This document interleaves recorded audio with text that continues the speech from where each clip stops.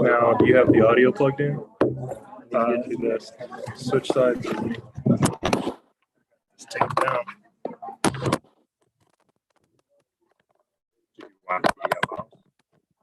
Huh?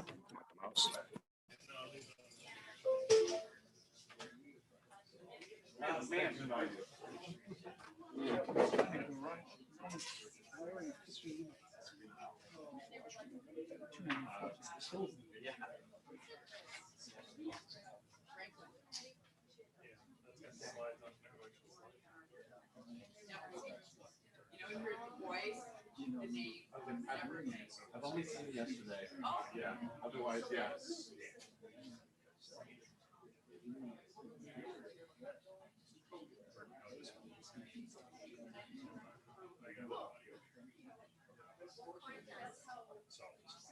You need me to test anything? So you want to?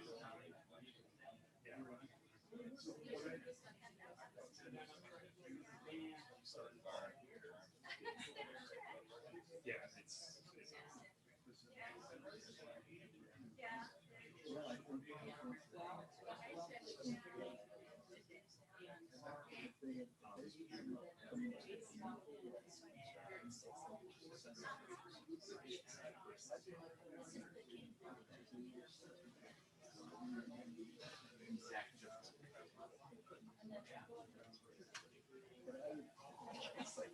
give me one.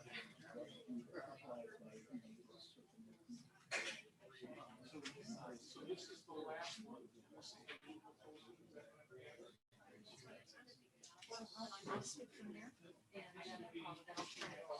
Okay. Unless you wanted to help. So you made it. 294. It's all that. Really? Hour 50 minutes. No. I mean, like, nailed that. I mean, may or may not have broken the speed record on the 88.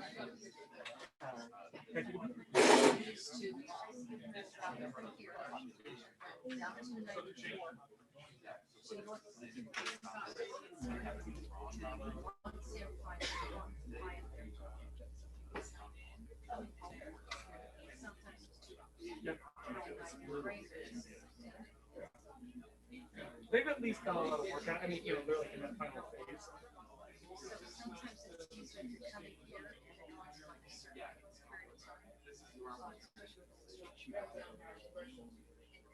Go over, yeah. Come north, come over the north, yeah. I'm surprised. I mean, yeah.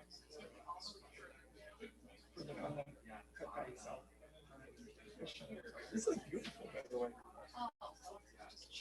Yeah. Yeah, this is where I'm at.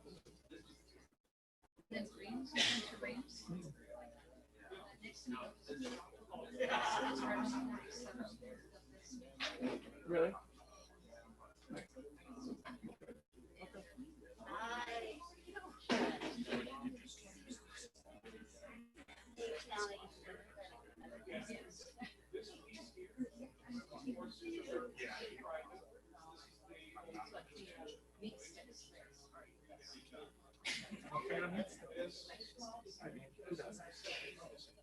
So are we ready?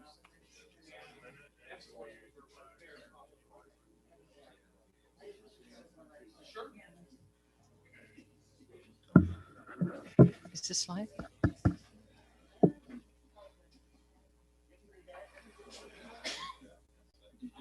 I should.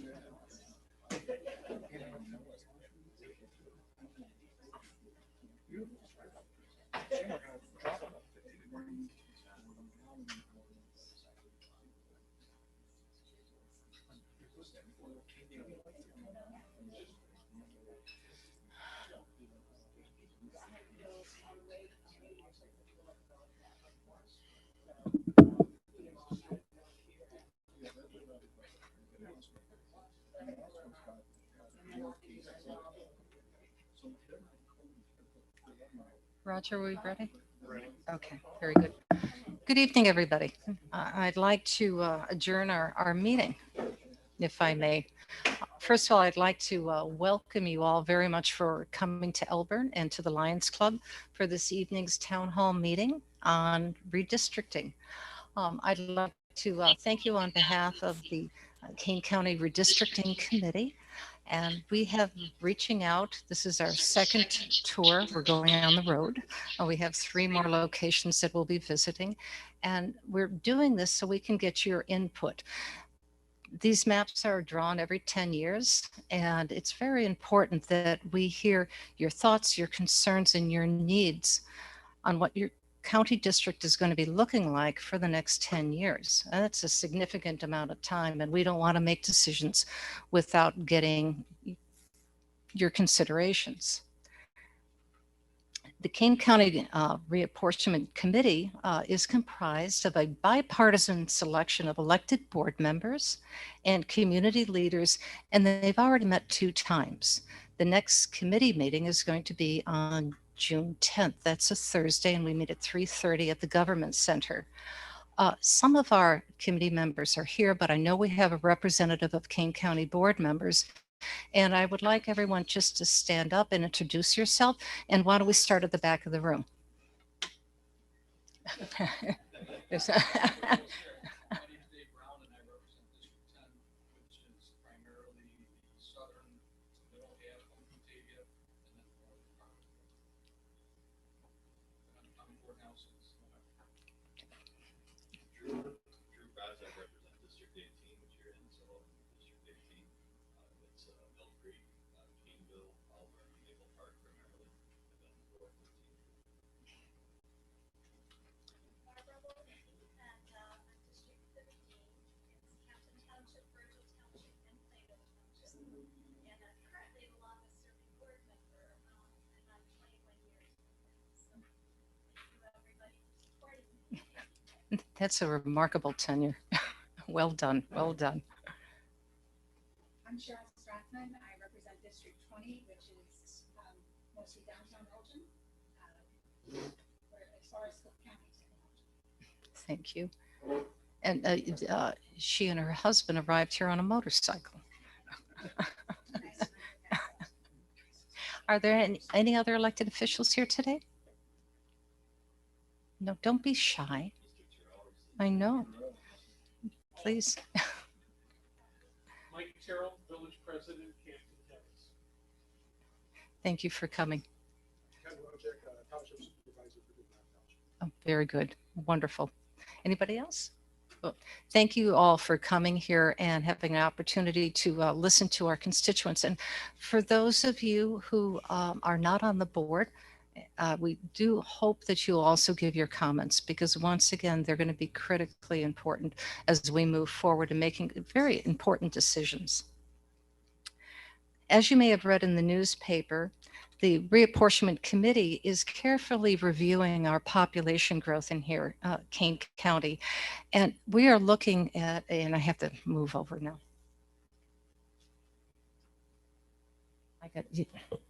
I got yelled at yesterday because I didn't bring the mic.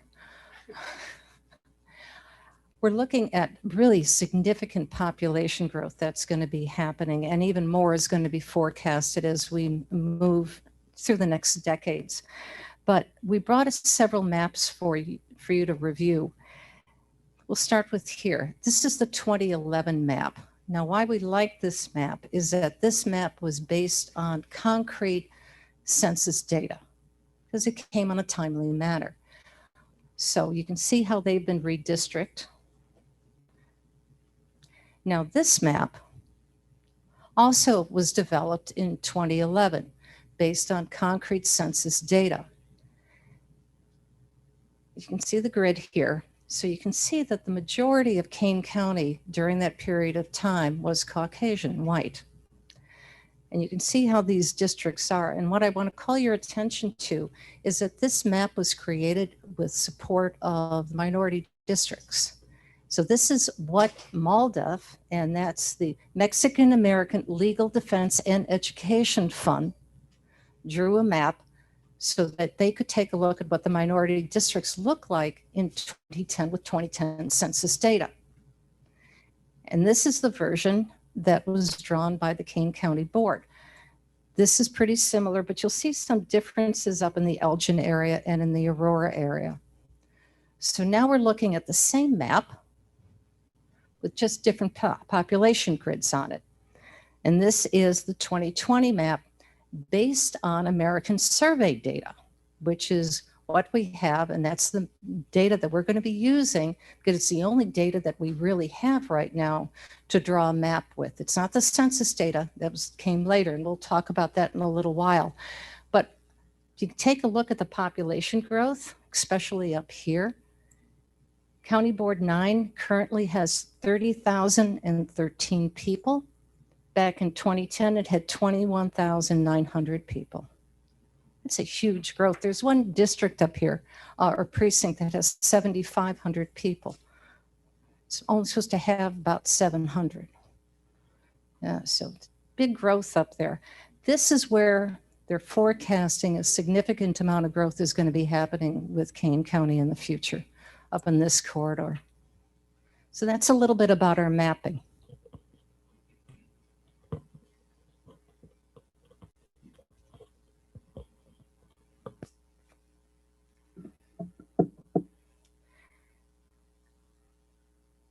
As part of the Kane County's map drawing process, we have some statutory requirements, and we are required to present the map to the public to receive your comments, the final map. But before a final vote is taken, we want to hear again your voice and your concerns. So as we start making the drafts and moving towards our final draft, we're very closely aligned to what the community's needs are. So that's, again, why we're having this tour to go out. I look forward to hearing your comments and your thoughts. And we ask you for your full and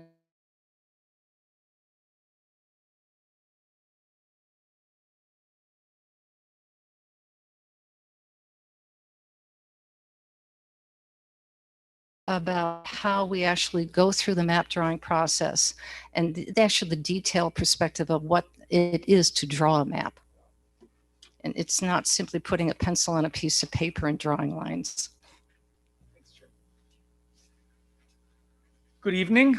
As the chair said, my name is Zach Kautsky. I actually have some family members out in Elburn, John and Carol Kautsky, so it's good to be out this way on a beautiful night. So what we wanted to do was, again, just kind of walk through the process by which we are approaching ultimate passage of the maps that will, again, be in place for the next 10 years. So as the chair said, we have 2011 population district maps that we are looking at, and to see matching that up and bumping that up against the same map here, this third map, but with different populations because it's 10 years down the road, right?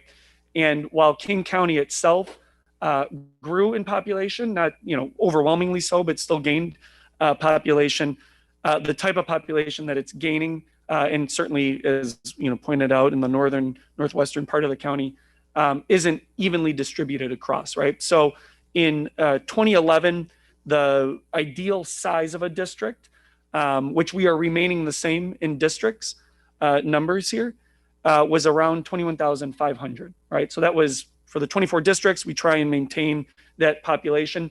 Illinois statute allows for a variance up or down. That's why you'll see after up there, if you're looking again, by district, there can be a plus or a minus. And that's the variance that the state statute allows for, generally around 5% up or down from that ideal number of 21,500.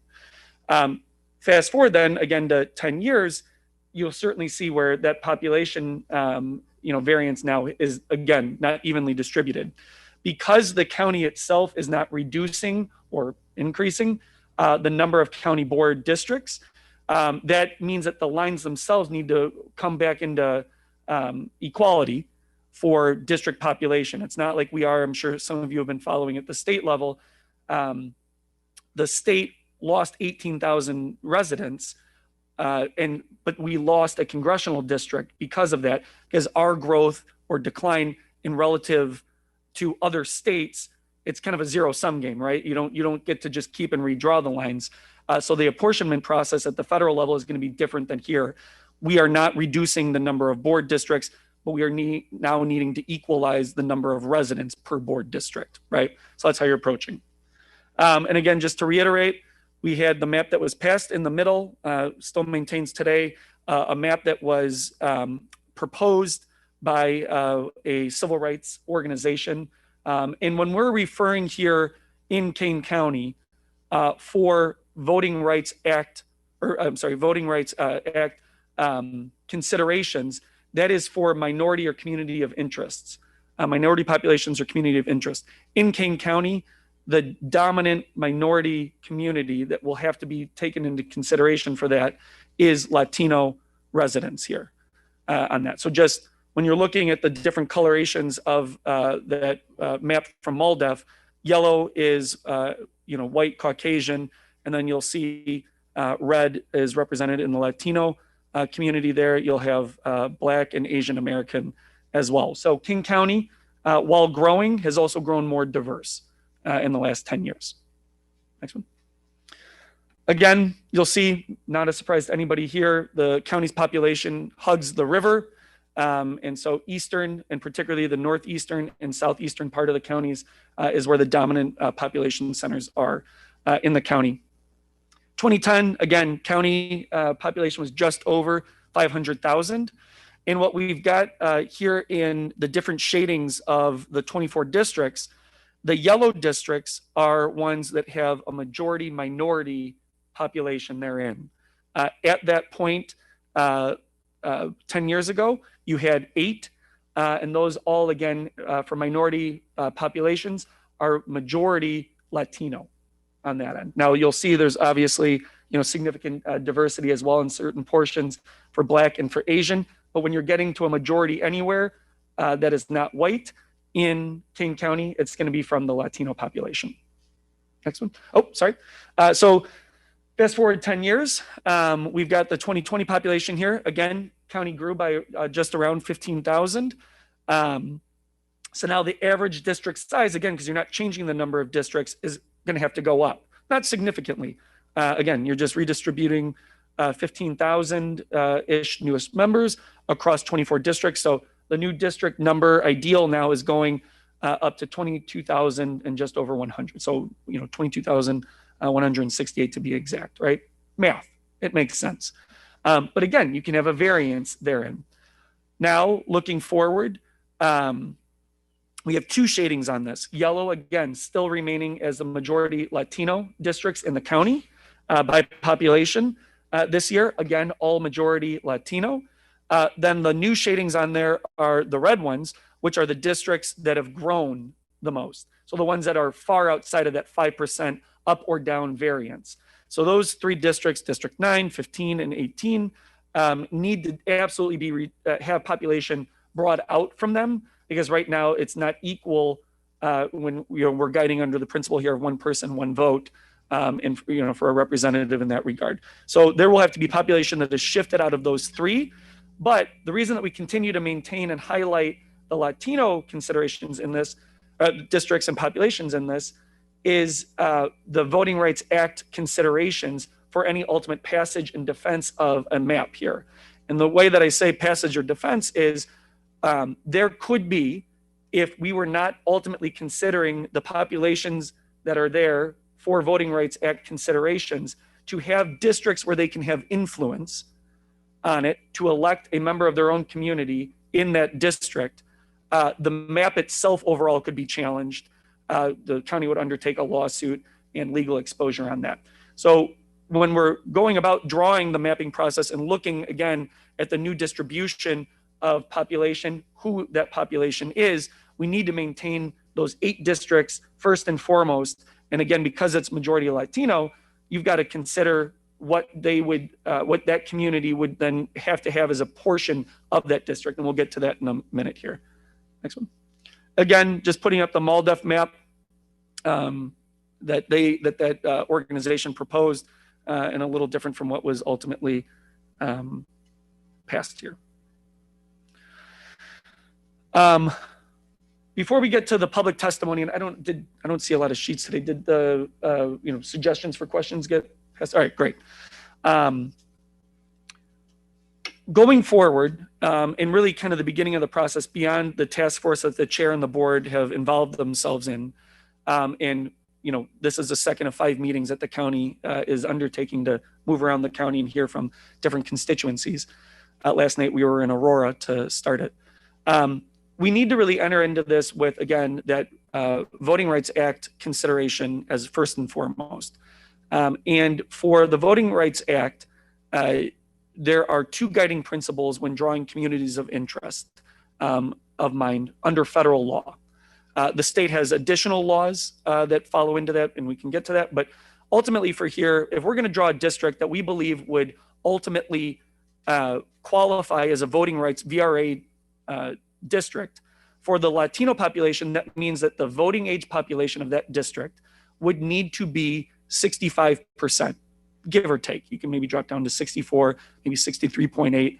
But generally, you're going to try and aim for 65% of that district of the voting age population. You may be asking, what is voting age population? Exactly what it sounds like. Citizens who are 18 years old, unregistered or registered, they don't have to be a voter, but they have the ability to be a voter in that district. And so that district would be drawn first and foremost for population to be in line with everyone else, but ultimately to have lines by which the voting age population in that district would hit about 65% of that community of interest. Again, in King County, almost always assuredly going to be Latino population. That then the presumption is that they have the ability to elect a member of their community to represent them in government on that. For Black communities in census tracts in this county and everywhere else in Illinois and in the country would be around 55%. Why the difference? Well, in the Latino community, you have some folks that are citizens and non-citizens, but regardless, the census takes only into consideration a person, and then again, the voting age population. So not everyone that lives in that district is going to be a citizen and eligible to register to vote and actually exercise their franchise.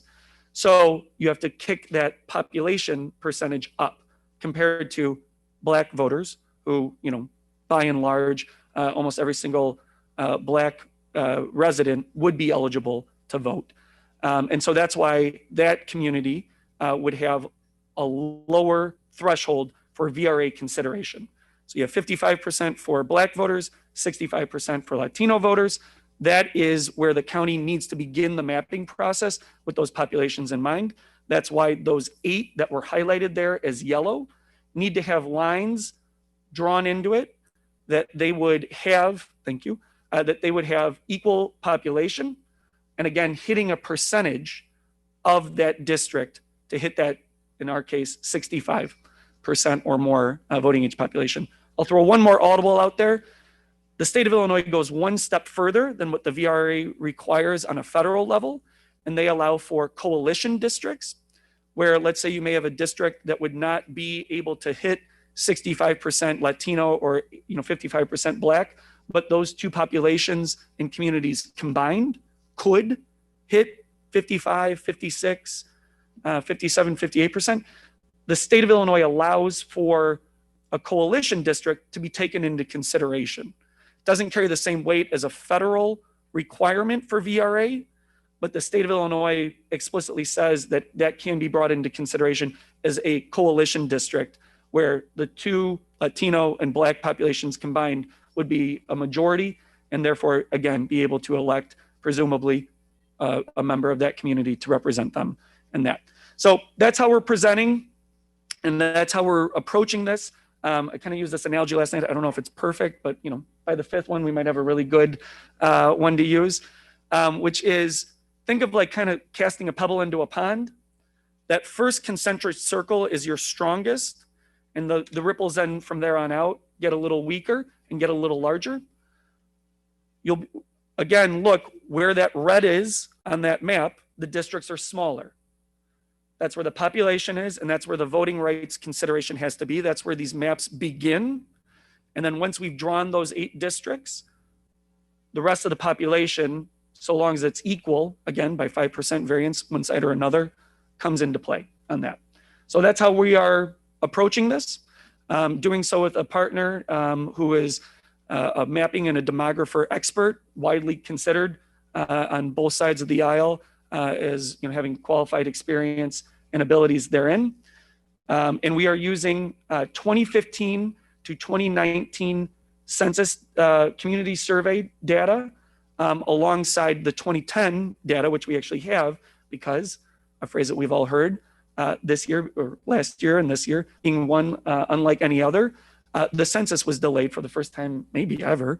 And so we are having to go off of not the 2020 official census data, but we have American Community Survey data, which in Illinois and certainly nationally is actually exceptionally accurate, but it's not the official census numbers that the county and the rest of the state and every other jurisdiction will be getting likely sometime in September. So we're using something that is an approximation, but a pretty accurate one, and certainly representing the consideration of the growth in the population trends and matching that up against the 2010, which is the hard and fast and true, census, but from 10 years ago on that. So we're using those combined to make sure that the districts that we know that have grown, because we know population has grown, would be drawn in an equitable manner on that end. That's enough from me. We now want to hear from you. You should have gotten a handout before you. If you want to come up and testify, it's not like you have to answer every single one of these, but we offer them as a good suggestion and maybe guide for you to be able to do so when you're up here offering testimony, so that then we are able to grab information that will then be ultimately brought back to the task force. We're obviously recording and streaming online, and then ultimately provided to the board members for consideration on who we heard from, what we heard about, and how these lines were ultimately drawn. All right. Thank you again. All right. Hello, my name is Franklin Ramirez, and this is the time where you get to talk to us. I know that not everybody likes to come up in front of a microphone and talk in front of people, so we've given you an opportunity to do so at your own chair. If you have a smartphone, you are welcome to use it. If you do not, that's okay. I know not everybody has one, and that's perfectly fine.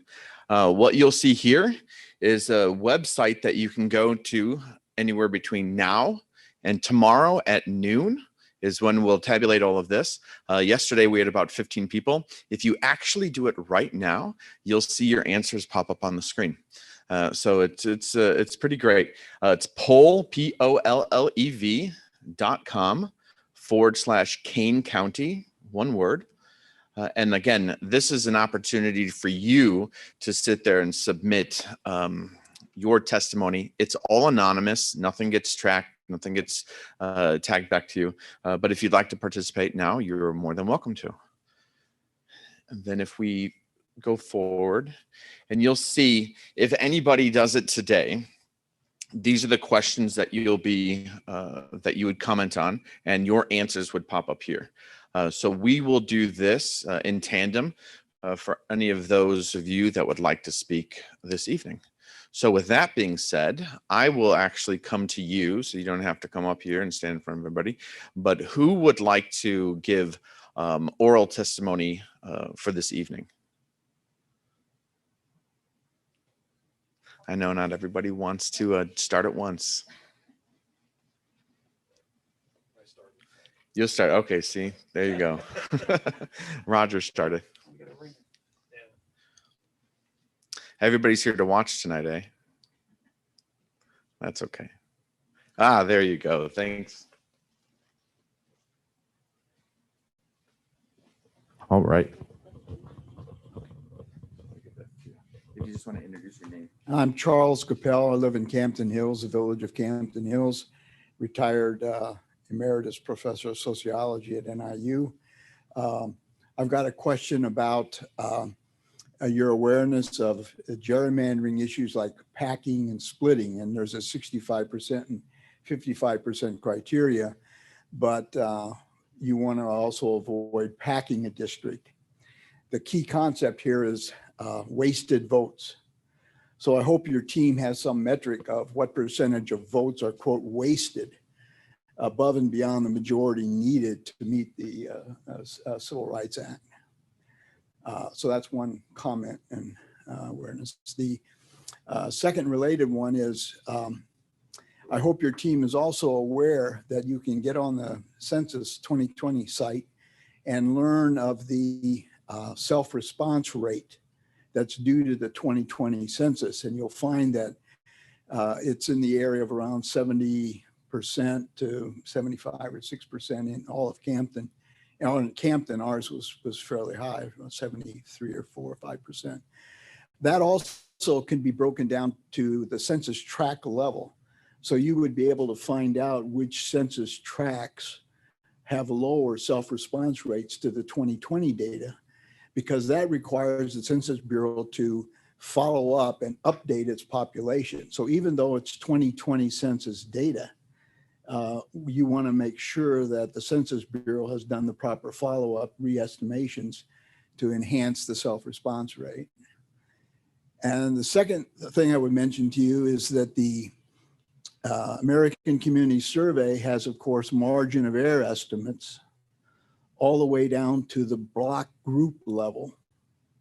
And you should be mapping those and coding those too, because you will identify again these areas where we have probably a larger minority, which tend to have lower response rates and perhaps lower populations. And you might find those areas have margins of errors above and beyond that you would be comfortable with.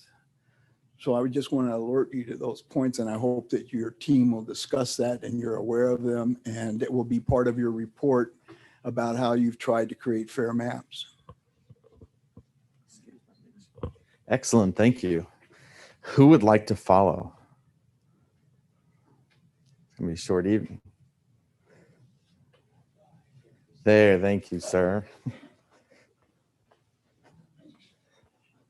Appreciate it. Ken Shepro, Wayne, Illinois, resident of Kane County for 30-odd years. I'm also currently the vice chair of the county board. I have some questions and some comments. We've had tonight people have thrown around things that, as they say, it's a statute. For example, I think, Zach, you said there was a Illinois statute that said what the variances could be. I'm not aware of any statute that says that. I understand there are court cases that address that. Would you agree?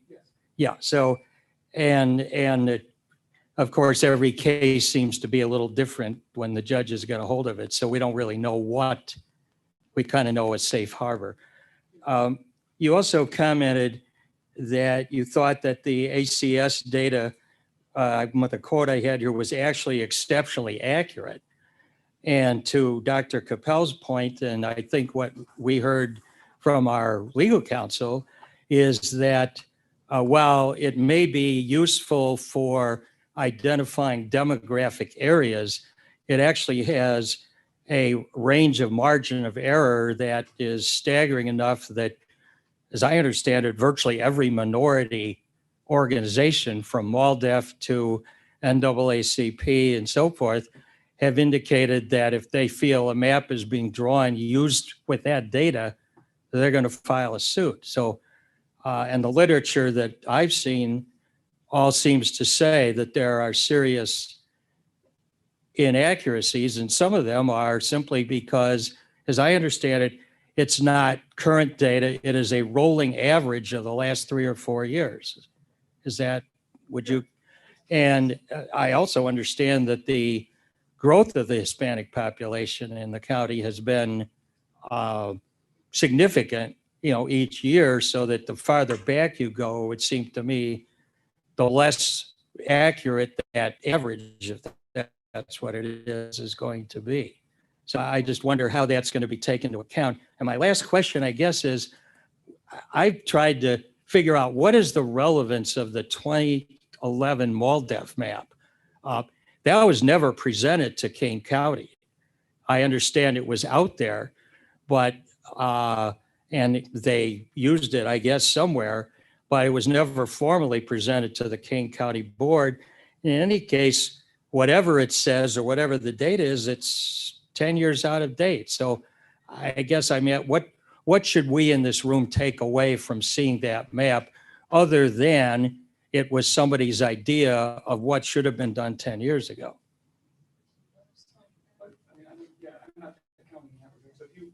Well, I can follow up on the other.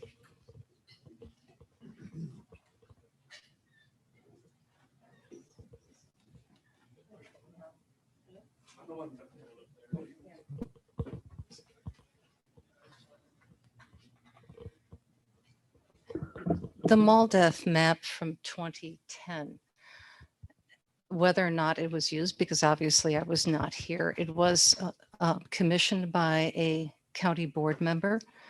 So it was asked, it wasn't just sent independently, it was asked to be done by a county board member. And what it is, it's a baseline, because based on the accuracy that we all agree upon of the 2010 census data, this is what the baseline is for minority populations. We had to start with some sense of purity that was an agreed upon number. And now looking at ACS data, which may or may not be as accurate as the 2020 census data, we have a comparison of a starting place. So that's why that map is there. And that was the intent and the purpose of it. Just pure as that.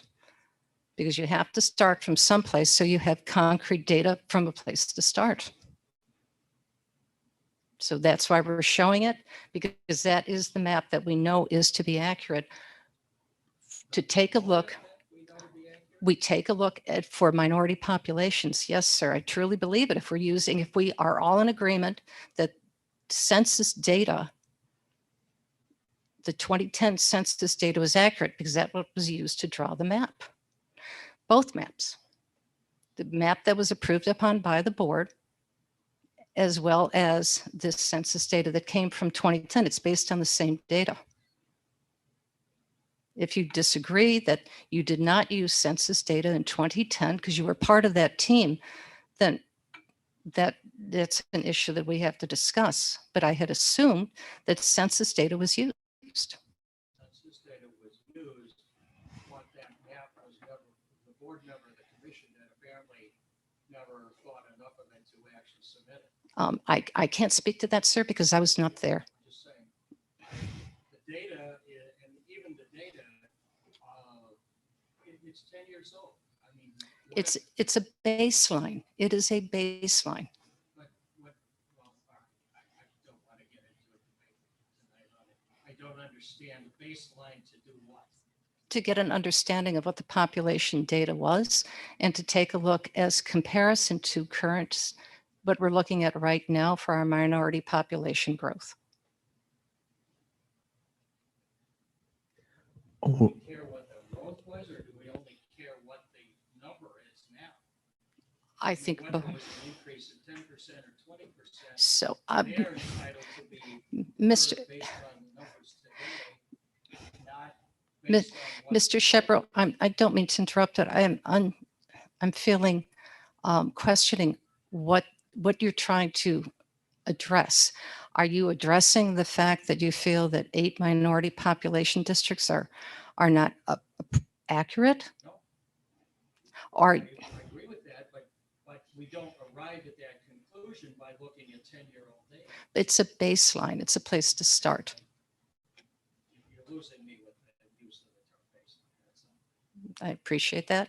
But that's what we're using as a starting point. For the public to look at a map that's 10 years old and be asked to say that they should draw some conclusions.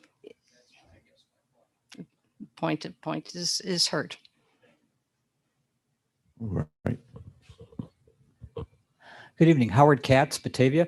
Just a quick question. I'm looking at the maps. I know we're highlighting Elgin and Aurora. Are there any other sections for minority growth or population that we are looking at?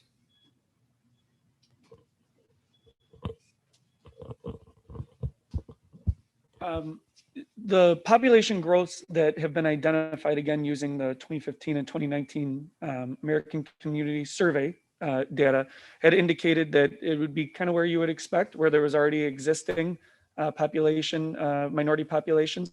So in the Northeast, particularly, I would argue, in the Northeast portion of the county, and down through, up to the Southeast portion of that. So you saw existing trends kind of taking place. If you had to say like where the accelerant would be, I would argue on the northeastern portion of the county and along kind of the river on that. That wasn't my question. I said, were there any other areas besides, hugging the river? Yeah, Carpentersville really, I think, popped on that, kind of towards the Algonquin area over that way as well. I know, again, northeast portion of that county here, but the increase there in Carpentersville, I think, will be a unique consideration. So those are really part of. Not insignificant enough for voting. Well, here, let's just say this: not insignificant enough growth to consider the Voting Rights Act parameters on that end. And just to Mr. Shepro's point earlier, thank you for catching me on the terminology that there is not a state statute. There is a state acceptance, and again, provided through legal precedent of that 5% variance. Some try to adhere, a little bit more closely to it. But again, when trying to match that up against a community in particular here that has significant diversity in it, that 5% variance one way or another from that ideal population equality across all 24 districts, can come into play. So thank you for clarifying that.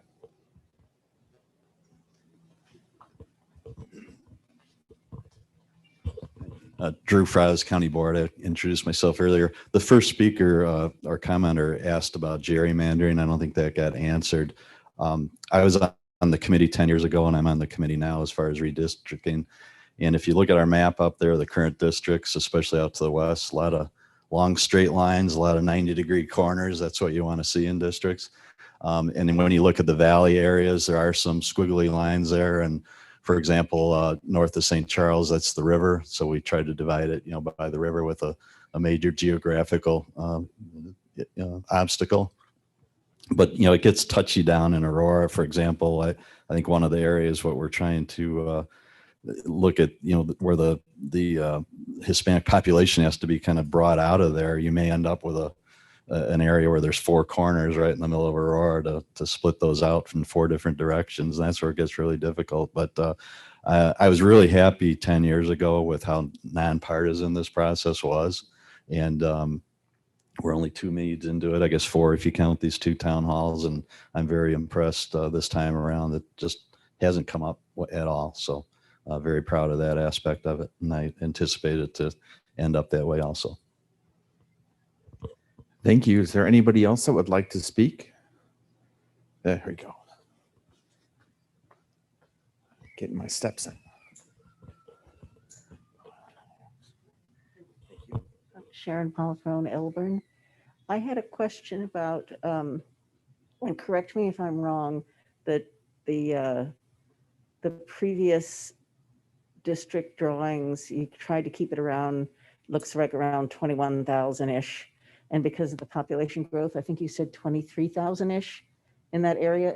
Am I wrong in that? 22,168. For now? The new one. Okay, so my question is in that big upper left, the big one with the estimated population 30,000. If you look at the neighboring ones, the one to the south is already 25. So that's already over the 20, what was it, 22? That's already over 22. Then of the other neighboring ones, there's one that's 19, which is 21. So you could add some, you could subtract some from that and add to that. The other one, 21, is already 23. That one's 22. That's almost there. So my question is, even enlarging 19, taking 1,000 out of 9 to put into 19 somehow or other, that still leaves CB09 with significantly over 22, whatever you said. And yet you said you're not going to add any districts. So I just don't understand how you can do that without adding any districts. Or you're just going to say, well, they're all going to be 22 except that one, which is going to be 29. I'll take a crack at it, but yeah. A lot of things. It's a pretty good synopsis of the interesting predicament that you find yourself in when 10-year apportionment data needs to come out and be redrawn and held for 10 years. People, grow, populations grow here. So a couple of things I think come into play.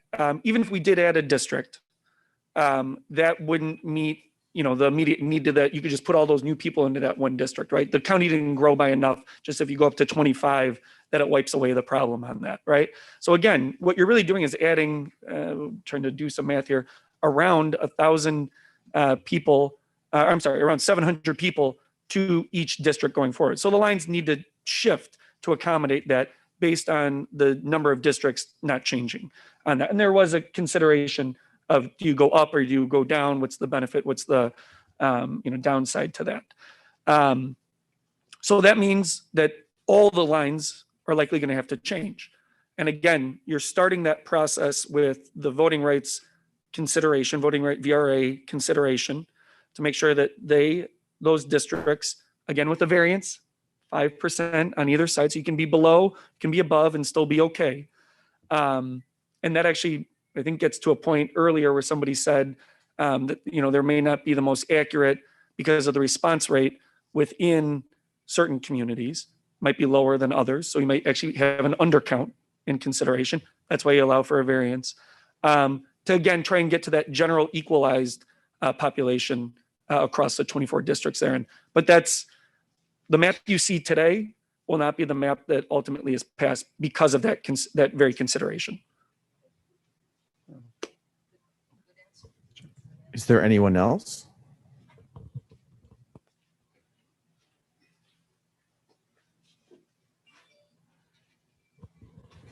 Thank you. My name is Ken Rojek. I am the supervisor of Big Rock Township, which most of you know is the very southwest township of on that map. I'm also the chair of the Village of Big Rock Planning and Zoning Commission. And I apologize to staff who may have heard some of this yesterday, because we had a conversation at our township board meeting a few weeks back. The challenge of Big Rock, and first of all, just some by demographics, those of you who don't know, we're not even 2,000 people in the township, about half of those in the village and about half of them in the unincorporated township. But we, along with a couple of our neighboring townships, and I'm not speaking for them, but I know enough about Caneville and Virgil Township, and could even throw Burlington in there, are extremely rural townships. And as you know, and they pretty much represent the western third of the Kane County map.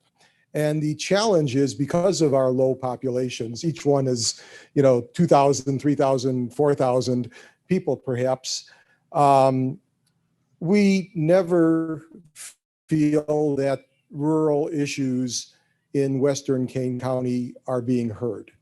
I'll give you examples. And again, these are examples that are totally foreign to probably everybody in the eastern third of Kane County.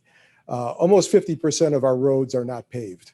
We have 17 miles in the township of unpaved gravel roads. And I know that's true in some of the other townships as well. There are spots in Big Rock Township and our neighbors where you can't get a decent cell signal.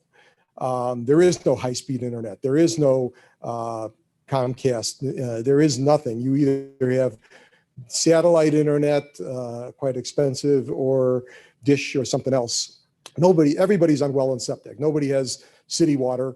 It isn't, and we make do for ourselves. And we love it, because it's a beautiful place to live. I mean, I retired from healthcare, and I moved out there 15 years ago, bought some land, built a house, and said, this is where I want to retire. But Because of the way these boundaries are all drawn, and I'm in the lower green section there, District 5, I'll be real honest, we haven't had a county elected representative in our board to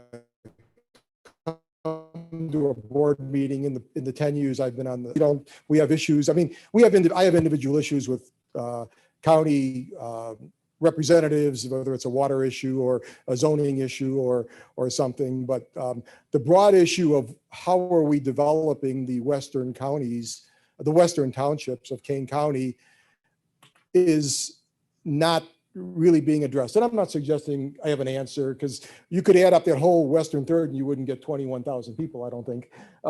So the reality is, it's almost suggesting there needs to be a different way for our townships to be represented. You talk a lot about in the Kane County 2030 and 2040 strategic plan about the importance of agriculture, about the importance of the environment. And that's what we're doing out in the western suburbs, in the western townships. But nobody ever calls and says, what do you need? What do we don't have the staff to support grant writers and other things to get perhaps state or other dollars. We have little industry in most of our areas. And I know it's probably controversial, but most of the land that's being acquired for the Forest Preserve District is in the western county. And, Big Rock has lost hundreds and hundreds of acres of privately owned land to the Forest Preserve in the 10 years I've been on the board. So that's just reduced the tax base.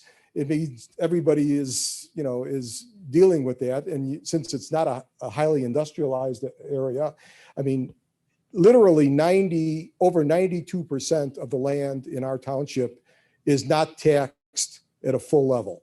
We have open space, we have, forest preserves, we have forestry exemptions by the US government. So the problem is nobody has enough dollars to do anything, to pave roads, to do other things. My entire township tax base, including the roads, is not even $500,000. So it's pretty hard to get things done. And I'm just asking, as you're thinking about boundaries, which relates to representation on the county board and other things, how do you really get the western townships to be engaged? Because I don't feel, I've been a 15-year resident and I can't say we are. We get, we're not a big burden on your services. We have virtually no rental housing. We have a really nice township deputy, that we chat with, but it's not like we're part of Kane County. Everything is sort of centers around the eastern third, and that's fine. We love to go in Aurora and enjoy the Paramount Theater and all the other stuff. But if there's any way of getting boundaries to better represent the rural townships that you say are important in your strategic plan, and getting more input, that would be welcomed. So that's where I'm. Can I piggyback on that? Sure. My name is Cindy and I'm a resident of Burlington, and in piggybacking on what Ken said from Big Rock Township, is that I've worked a very small amount with the village of Burlington, but in Burlington, we do have some issues in regard to beyond septic and well, is that we need a septic system. We were on the cusp of growth in 05, 06, and we had 3 developers that handed us checks and we checked our wells, and we were on the verge of getting the needs and infrastructure that we needed. Unfortunately, the economy collapsed in 07, and that was the end of it. And that money disappeared and those resources disappeared. And we don't have the resources sitting on our village board to be able to write that grant to. I don't know if they're going to ask me to do some of that. And I'm not a professional grant writer, although I'm a marketing person, but I could well use the resources of the county board to make the best happen for our small village and township, let alone other ones also. So. And I don't know how that handles with representation because I don't know. I'm learning this. Thank you.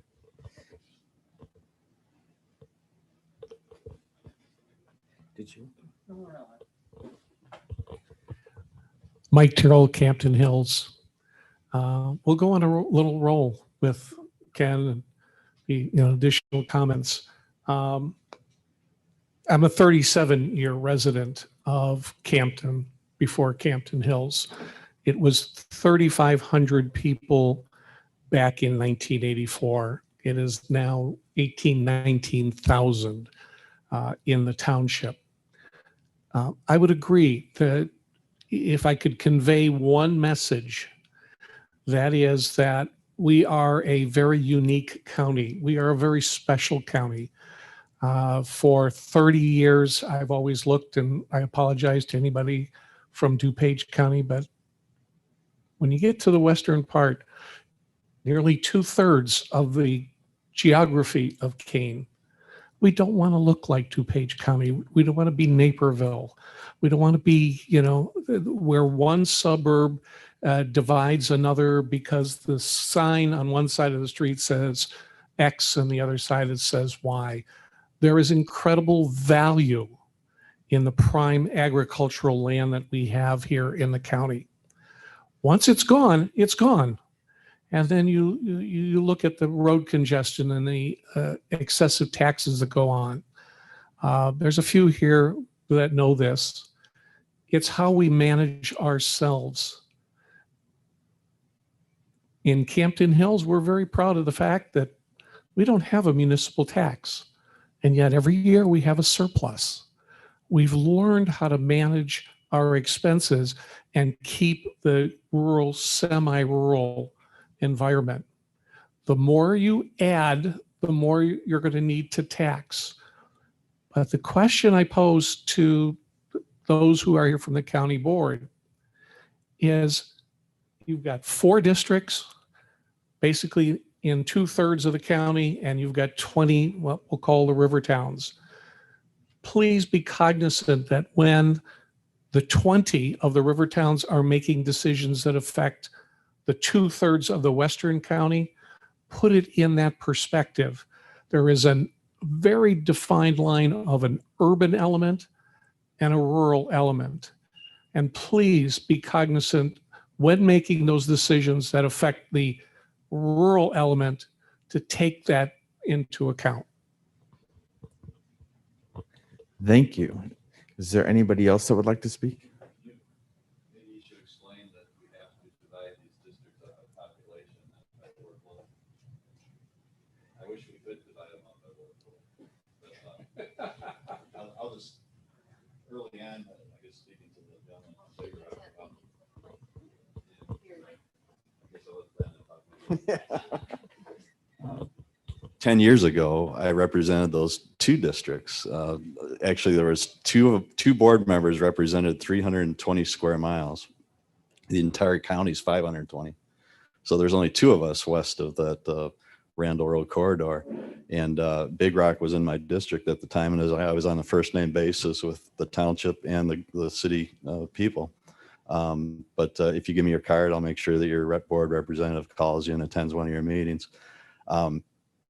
Currently, we're spending about $13 million on the east end of your community on the Auburn Road, Route 30 bridge and bypass. So we are aware of that very much so. But yeah, we have to divide this up by population. I tell this story a lot, but a woman a long time ago that was on the board from Aurora, she had a district that was in downtown Aurora, completely in the city limits, no county board, no county highways. And just as she was leaving the board, she said, "Drew, have you ever gotten a call from a constituent?" And she had not received one call in 6 years. And I said, "Well, what time is it?" "I've had 3 today." So yeah, I wish we could divide them up that way, because the population is centered in these big cities, but the workload, the county workload is centered more to the west. You're absolutely right. But we can't do that. We're obligated to make these maps according to the population. Thank you. Thank you. Would anybody else like to speak? All right, I think Zach will. Well, this has all been phenomenal, and I've been taking notes, and I know we've had a staffer in the back doing the same, and obviously the recording of it. So thank you for your input. Thanks for coming out on a beautiful, hard to say, summer night when we're going to drop 50 degrees in like a day or so. But this is helpful and informative. A couple of things that I neglected to mention, but you may see on both, the greenish coloration maps there are the dots. Those are incumbent addresses that, just so you can kind of center where the current representative of the board districts are. And Mr. Shepro or Chair, check me on this, but in Illinois, you can take into consideration incumbent addresses for the purpose of drawing. It's, not that we're going to try and mash a bunch of people together. So that's why we do put that out there, that there is, just to show where the current representative of that board district resides within that line, in, I would argue, in particular comparison to where the other boundaries are. And the other thing is, and you'll see on this, is municipal boundaries, I think, are going to be probably more considerate of the integrity of those lines being in consideration. Obviously, where there are really dense populations, that gets harder. You're going to split Aurora, you're going to split Elgin, just because they have the population. So you can't just maintain the whole of Aurora in one district to say we maintained Aurora's municipal boundaries similar to the county boundaries. But elsewhere, you're not going to try and split, or ideally, you're not going to try and split certainly precincts. And you are going to try and take into consideration where people have already existing representative government, and to try and not fracture that, as somebody I think had used the phrase earlier. So those are other considerations, obviously, when you are drawing a map that you do try and take into account. But at the end of the day, the basis for any map is going to be the population of the residents therein, and with that VRA consideration on top of that. So I neglected to mention that, but because we have it out there presented publicly, I think it's important to acknowledge. Franklin, I think you've got this part, but I would just say again, this was exceptionally helpful for those of us that are going to be digging into the lines and numbers. Thank you. Oh, yeah. So we're in. Sorry. Hello. All right. So we're in 2 of 5 town halls. You'll see yesterday and today. Tomorrow we'll be in Carpentersville at the Adult Activity Center at the Rakehouse Center. And then for those that would like to submit comment via Zoom, because we are still in a pandemic, Wednesday, June 2nd will be their opportunity. And then our last one is updated. We have the correct one here, June 9th at Hampshire Township in Hampshire, Illinois. Those are the 5 town halls before the maps will begin to come to life. And then there'll be another opportunity for public comment on the proposed map, correct? All right. And then if you want to, is there anything else that you want to do in terms of how this is going to shape up in the coming days? I think I've said it. We're, again, going to continue to get out into the community, take your testimony therein. This will be provided both to the demographer and to members of the task force, and then certainly made available to board members for consideration and against the ultimate map that may be proposed here, that will be proposed here. So this is part of that outreach. The ideal, is to have this ultimately done by the board meeting in July on that end. So again, thank you very much, Madam Chair. Thank you, Zach. On behalf of the Kane County Board, I would like to thank you again for your comments and giving us part of your evening and for sharing your concerns. I welcome, and we all welcome as the board members here, hearing what your thoughts are and your needs as we go forward in the next 10 years of Kane County. A provisional map will be brought forward to the board around July 13th. It's going to be for their consensus. Later on, once we get the census data, That map will be, I want to say, tweaked or adjusted to more carefully reflect the actual census data that we should be receiving sometime in mid-August. So we're looking forward to having a final map October. And that will be maybe as early as September, depending on how quickly our demographers can download the information and analyze the data. If you have, in the meanwhile, any further comments, thoughts, concerns, please do not hesitate to contact us.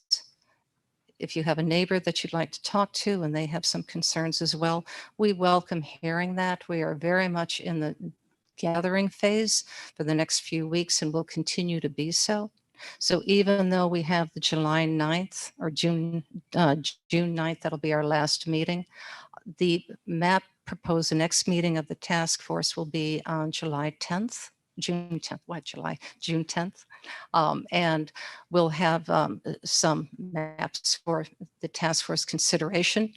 But in the meanwhile, please, we welcome your input. This is your county, your maps. And we're doing our best to accommodate all of that. So please have a good evening, stay safe, be well, drive safely, and enjoy this gorgeous evening. Thank you.